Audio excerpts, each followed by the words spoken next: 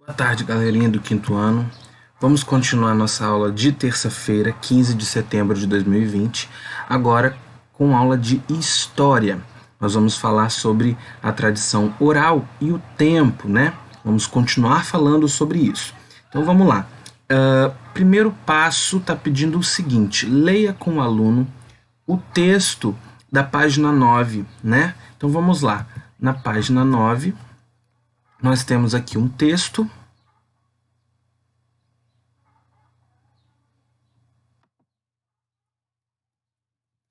O texto chama-se Os Griots Africanos. Griots. O que são griots? Vamos lá. No continente africano, muitas sociedades têm o hábito de contar histórias, o que é uma tradição muito antiga. Nessas sociedades, os anciãos que dividem as histórias com as comunidades são chamadas como os griots. Então, os griots, né, são aqueles anciãos, né, os mais velhinhos, que dividem as histórias, né, que guardam para si as histórias das comunidades. Certo? Então, continuando, as narrativas geralmente são baseadas em experiências de vida e nos mitos, nas lendas daquele grupo. Então, normalmente essas histórias que esses griots contavam, eles eram tanto nas experiências que eles viveram, tanto em lendas que foram passando, os mitos que foram passando de geração em geração. Em forma de canções, poemas e até provérbios, as histórias são compartilhadas ao redor de fogueiras ou embaixo de árvores. Por meio dessas contações, os griots explicam os fenômenos da natureza, como o dia e a noite, a origem das estrelas, do sol e da lua, as chuvas, os ventos, a vida e a morte. Essas histórias são repassadas para as novas gerações, que continuam a contá-las para os filhos, netos, bisnetos, dando continuidade à tradição. Quando muitos africanos foram trazidos à força para trabalhar como escravizados aqui no Brasil, eles trouxeram consigo suas tradições, suas crenças, seus saberes. Dessa maneira, graças à tradição oral, ou seja, essas histórias contadas, né, oralmente, sem ter em nenhum lugar do mundo escrito ou registrado essas histórias, então, graças a isso, parte de sua cultura pôde ser preservada. Pessoal, houve uma época lá atrás que esses africanos tinham o seu costume, tinham sua vida toda normal lá na África. Houve uma época que eles foram meio que sequestrados, né, vamos dizer assim. Eles vieram à força para o Brasil para chegarem aqui e trabalhar como escravos, certo? Nessa vinda, eles abandonaram todo um ritmo, um cotidiano de vida que eles tinham lá na África. E eles traziam consigo também, claro, toda a sua cultura. Não tinha como registrar nada da cultura deles em livro naquela época. Eles só conseguiam trazer o que estava guardado na memória. E mesmo vindo para o Brasil, os escravos passavam essas informações para os seus filhos, os filhos de seus filhos, né, até passar todas as gerações. Então, dessa maneira, graças a essa tradição oral, parte de sua cultura pôde ser preservada, apesar das dificuldades enfrentadas por esses povos. Em território brasileiro, muitas dessas práticas foram transformadas, mesclando-se com outras culturas, né? Ou seja, a cultura desses africanos às vezes se misturou um pouco com a cultura da Europa, com a cultura dos índios que aqui viviam, e eles foram se misturando, né? O jongo, por exemplo, é uma manifestação de cultura afro-brasileira. Se você não sabe, existe aqui no nosso município mesmo, na cidade de Boa Esperança, na comunidade de Boa Esperança, um grupo de afrodescendentes que dançam, que praticam ali o jongo, certo? E ali é uma dança, eles cantam, eles dançam essa dança aí como uma forma de relembrar, de resgatar a cultura do seu povo que um dia lá atrás tocavam. Então, no jongo, há elementos de poesia, música e dança. Antigamente, os mais idosos participavam das rodas de dança e apenas eles conheciam a linguagem secreta cantada pelo jongueiro, que misturava palavras da língua portuguesa e da língua quimbundo, né, originária da região de Angola. No jongo, há a junção de várias línguas, de várias linguagens, versos com diferentes significados que precisam ser decifrados, música dos tambores e dança, realizada em roda e que se baseia em uma comunicação por gestos e olhares. Então, pessoal, é a característica desse povo. Por que eles, por exemplo, por que ali em Boa Esperança ainda existe um grupo que de vez em quando vai lá e toca o seu jongo? É só por uma questão, porque meu pai fazia? É por uma questão, pessoal, de levar consigo uma tradição dos seus antepassados.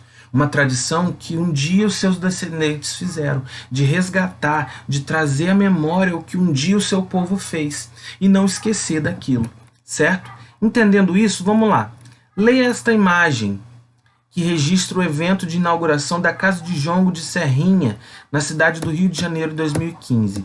Nós temos aqui, um grupo de afrodescendentes praticando o jongo. Essa imagem, o que ela demonstra?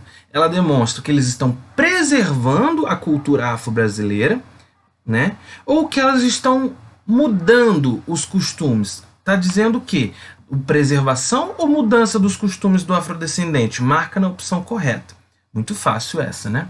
E letra B. Escreva sobre a importância da preservação da cultura afro-brasileira. Por que é importante se preservar essa cultura? Mesmo que eu não seja negro, professor, eu não sou negro, mas o negro fez parte do nosso Brasil, faz parte do nosso Brasil. Se você se tornou o que você é hoje, foi por influência desses três povos, dos povos europeus, dos povos indígenas e dos povos africanos principalmente, né? Então por que é importante essa preservação? É importante a preservação da cultura afro-brasileira para manter viva a cultura afro-brasileira de geração em geração, para não cair no esquecimento a identidade de um povo que fez parte do nosso país, que caracterizou o nosso país, que foi importante para o nosso país, mesmo que muitos anos do nosso país, o brasileiro, né, a população brasileira só tenha feito esse povo sofrer através do preconceito, através da escravidão, e que mesmo hoje a população negra não sendo mais escrava, o que mais a gente vê ainda hoje em dia são pessoas discriminando o outro por ser negro. Isso não deve existir, né? Então por que é importante essa preservação? Para manter viva a identidade desse povo, para manter viva a tradição de um povo que um dia deixou a sua terra natal, deixou a sua localidade para vir ser escravizado aqui no Brasil. Eu acho que eu já até ajudei na resposta de vocês, né? Então pensa direitinho e escreve aí na letra B. Vamos ver o que diz lá no próximo. Vamos lá. Leia com o aluno o texto da página 9 e depois faça as atividades A e B da página 10. Já fizemos. Agora vamos lá no segundo passo. Leia com o aluno o texto das páginas 11 e 12. Vamos lá, página 11, aqui. Quanto tempo o tempo tem? Você sabe me responder essa pergunta? Afinal, quanto tempo o tempo tem? Outra tradição muito antiga, presente há milhares de anos em diversas sociedades, é o de medir o tempo. Então, pessoal, medir o tempo é uma tradição muito antiga, né? Muito tempo atrás eles já se pensavam, peraí, vamos medir o tempo? Quanto tempo tem um dia? Quanto tempo tem um mês? Quanto tempo tem um ano? Então, essas preocupações foram acontecendo. Cada sociedade desenvolveu maneiras próprias de medi-lo. Sendo assim, você sabia que existia vários tipos de calendário? Você sabia? O calendário que a gente usa hoje aqui no nosso país, no Brasil, é o calendário cristão. Nós estamos no ano de 2020, depois de Cristo. Por que é cristão? Porque nós marcamos o nosso calendário de acordo com o nascimento de Cristo. Quando Jesus nasceu, nós iniciamos o calendário do zero. Por isso, quando você estuda história, em algumas datas você vai ver data 950 a.C., ou seja, existia uma contagem antes de Jesus nascer, antes de Cristo nascer. Quando Jesus nasceu, nós zeramos a contagem e começamos do zero. Ano 1, ano 2, ano 3, até hoje, no ano de 2020, certo? Os calendários foram criados para quê? Para facilitar a organização das tarefas. Por exemplo, as atividades ligadas ao cotidiano da população, como a alimentação da comunidade, né, ou as tarefas relacionadas às diferentes épocas do ano, como os rituais religiosos, as festividades, entre outros eventos. Muitos calendários foram criados com base na observação dos movimentos dos astros, como do Sol, da Lua. Então eles percebiam, pessoal, eles faziam um calendário de acordo com a posição do Sol ou da Lua, de acordo com a agricultura, como por exemplo, muitos povos faziam o seu calendário com base na agricultura. Na época onde, vamos supor, vamos dar o exemplo da cana-de-açúcar. Estamos na época de colheita, no tempo da colheita ou no tempo da safra, enfim. A ideia de dividir o dia em partes iguais surgiu há milhares de anos lá na Mesopotâmia e foi desenvolvido um sistema de contagem de tempo conforme a posição do Sol durante o dia. Dessa forma, as horas eram medidas e contadas. Então, olha ali, pessoal, eles faziam esse desenho, né? Entrelaçado assim, e pela sombra, pela posição do Sol, ele saberia mais ou menos que horário era aquele. Você percebe, pessoal, que o Sol ele nasce de um lado, né? Nasce de um hemisfério e se põe do outro, né? Muitos povos usavam o Sol para orientar as tarefas cotidianas. No relógio do Sol, conforme o tempo passava, a sombra projetada pelo Sol indicava o período do dia. Então o Sol dava uma sombra, né? E aí aquela sombra que ia passando ali por aquele passo, por aquele lugar, ele determinava o período do dia.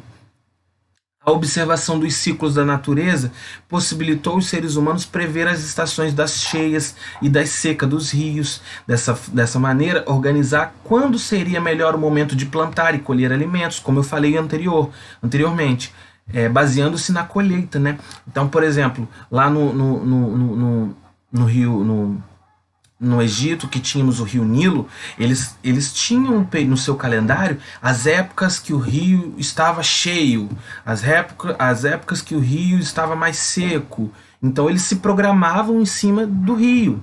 Por exemplo, o dia que o rio estava em cheias, os meses, o tempo que o rio estava em cheia, eles plantavam mais. Por quê? A terra estava mais irrigada. Aí quando eles colhiam, na época da seca, eles aproveitavam o que sobrava dos alimentos para poder se alimentar no período de seca. E assim eles iam fazendo. Os calendários foram desenvolvidos de acordo com as necessidades de cada sociedade, e assim se originaram diferentes calendários. Na atualidade, há 3 tipos de calendários que são os mais usados. Vamos ver, nós temos o calendário solar, sua referência ao tempo de duração de uma volta completa da Terra em torno do Sol. Então, o calendário solar tem como referência a volta completa da Terra ao Sol. Nós temos o calendário lunar, baseia-se nas fases da Lua, né? No calendário lunar, um mês tem 29 dias em média. Pensa, eles se baseiam nas fases da Lua. Nós sabemos que nós temos a Lua crescente, Lua minguante. Ano passado nós estudamos isso. A Lua nova e Lua cheia. No calendário lunar, eles se referem às fases da Lua. E nós temos o calendário lunisolar, que combina as fases da Lua com o movimento da Terra em torno do Sol. Esses 3 calendários aí que existem, que são os mais usados hoje em dia.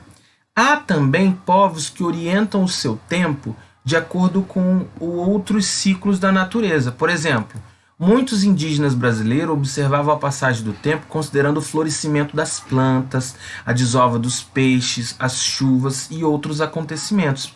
Olha aqui, por exemplo, eles sabiam, tal mês acontecia, sei lá, o florescimento da cana-de-açúcar, entenderam? Então eles faziam de acordo com os elementos da natureza. Aqui, o calendário indígena do povo Tuiuca, que habita que habita a floresta amazônica, na fronteira entre Brasil e Colômbia. Esse calendário foi elaborado com base nas constelações e no ritmo das florestas, das chuvas e o nível dos rios, entre outros elementos naturais. Por isso, cada mês é representado por atividades relacionadas ao acontecimento da natureza. Todos esses são calendários que nós citamos, pessoal, ao longo da história, ao longo dos povos, conforme a sua tradição e costume. Né? O que nós utilizamos aqui no nosso país, como eu já falei, é o calendário cristão, baseado no nascimento de Jesus. Então vamos lá, número 1. Aí está lá, ó, no nosso... Leia com o aluno o texto das páginas 11 e 12, acabamos de ler. Depois de ler todo o texto, faça os exercícios na própria apostila, 1, 2, 3 e 4 da página 13. Então vamos lá. Número 1, vocês vão marcar verdadeiro ou falso. A oralidade é uma maneira por meio da qual muitas sociedades preservam seus conhecimentos e sua história. Isso é verdadeiro ou falso? Todo mundo, todas as sociedades conseguiam guardar suas tradições num livro, escrever e registrar? Nem todos, né? Então, e aí? Aí a oralidade era um meio de preservação desses conhecimentos? Verdadeiro ou falso? Na atualidade, não existe mais a tradição de compartilhar ensinamentos por meio da oralidade. E isso daí é verdadeiro ou é falso? A cultura popular brasileira se origina das tradições de diversos outros povos. E aí, verdadeiro ou falso? Número 2.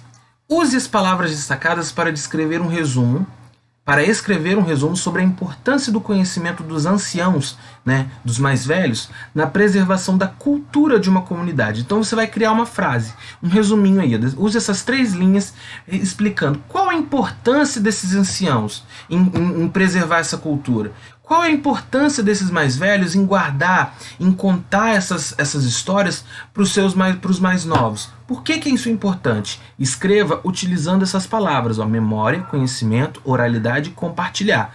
Tem que utilizar todas essas 4 palavras. Feito isso, vamos para a questão 3. Que instrumentos você usa para medir e organizar o tempo no seu cotidiano? Na sua casa, para medir o tempo, para dizer quando eu vou fazer tal coisa, o que você utiliza? Eu já falo do meu, eu utilizo o calendário. Acredito que você também, né? Ou o relógio, talvez. Eu posso utilizar o calendário, eu posso utilizar o relógio. Não é só não é só uma ferramenta que a gente usa para medir o nosso tempo, não. Certo? Número 4. Relacione os calendários representados com as atividades que podemos ser organizadas de acordo com cada um. Então nós temos aqui, ó, o calendário que a gente conhece, né? E aqui nós temos um calendário de acordo com a natureza, né? Então vamos lá. Vocês vão identificar aqui, ó. Aonde for A, você vai marcar A. Aonde for B, você vai marcar B. Então vamos lá. Primeiro, qual calendário a gente vai utilizar para identificar o ritmo da natureza para planejar atividades ligadas à agricultura? Eu vou utilizar o calendário convencional que a gente conhece, ou a gente vai usar o calendário natural? E o segundo, organizar o ano escolar. Opa, para eu organizar o ano escolar, eu preciso de um calendário natural, de um calendário ligado à natureza, ou de um calendário normal, calendário convencional que a gente conhece? Muito fácil, só marcar aí A ou B em cada um desses quadrinhos. Finalizamos aqui, deixa eu ver se tem mais aqui, não, né? Finalizamos até a página 13, atividade 1, 2, 3, 4. Ok, pessoal, finalizamos aqui a aula de terça-feira. Qualquer dúvida, é só perguntar no WhatsApp. Muito obrigado.